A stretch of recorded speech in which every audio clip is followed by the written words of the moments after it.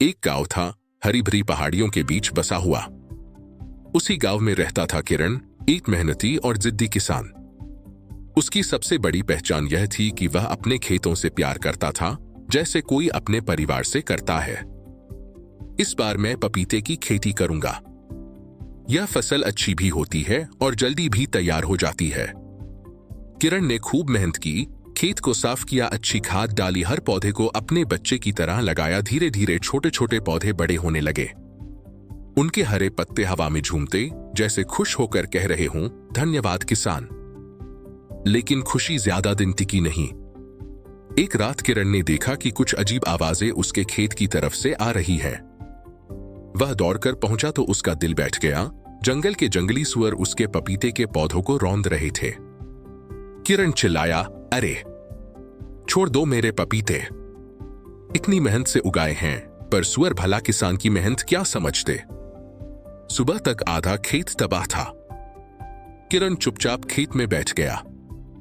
टूटी शाखाएं, कुचले पौधे और मिट्टी में पड़े सपने सब उसे रोने पर मजबूर कर रहे थे।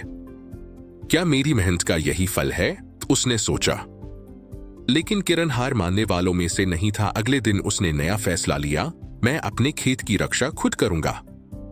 सुअर जितने चालाक हों, मैं उससे ज्यादा समझदार बनूंगा। उसने खेत के चारों तरफ मजबूत कांटेदार बाड़ लगाई, रात में सोलर लाइट्स लगाई, सुअरों को डराने के लिए टिन के डिब्बों से आवाज करने वाली मशीनें बनाई और एक खास गहरा खंदक भी बनवा दिया। गांव वाले हंसते थे, किरण पागल हो गया है, इतनी मेहनत कौन करता है। लेकिन किरण मुस्कुराता और कहता, मेरी फसल है, मेरी जिम्मेदारी है। इस बार जब सुअर आए, बाढ़ में टकरा कर डर गए। लाइट्स चमकी, डिब्बों की आवाजें गूंजी और सुअर भाग खड़े हुए। धीरे धीरे पपीते के पौधे दोबारा बढ़े। कुछ महीनों बाद पेड़ों पर सुनहरे मीठे पपीते लटक रहे थे, जैसे मेहनत के मुकुट।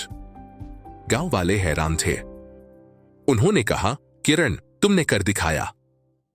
किरण मुस्कुराया और बोला, मेहनत हमेशा जीतती है, बस हिम्मत नहीं हारनी चाहिए। मुश्किलें किसी के भी रास्ते में आती हैं, हार मानना आसान है, लेकिन डटे रहना असली जीत है। मेहनत, हिम्मत और समझदारी तीनों मिलकर चमत्कार करती हैं।